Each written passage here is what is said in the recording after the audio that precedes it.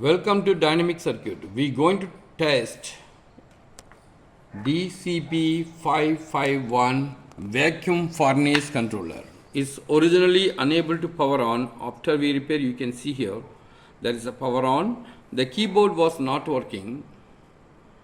Right now you can see here the power on is completed. Okay.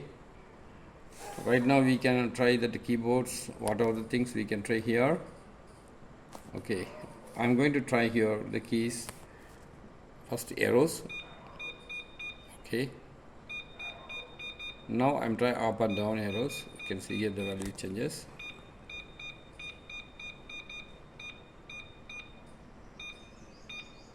Okay,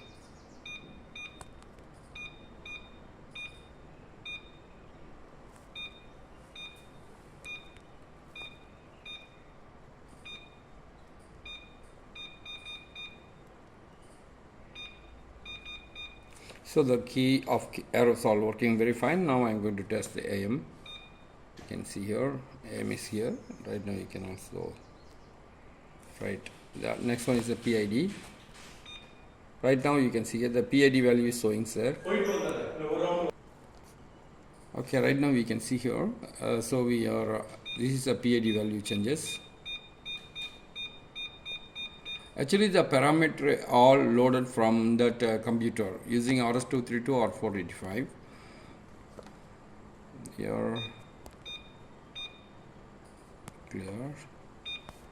Now another thing we can see the display here.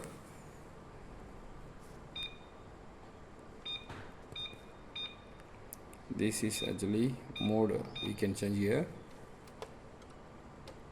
This is the message. Actually, the loader is using the memory card to the load the program from the memory cards. You can see here the load is here.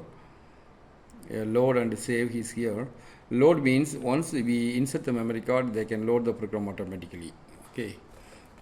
So this is successfully we are repaired that vacuum furnace controller DCP551.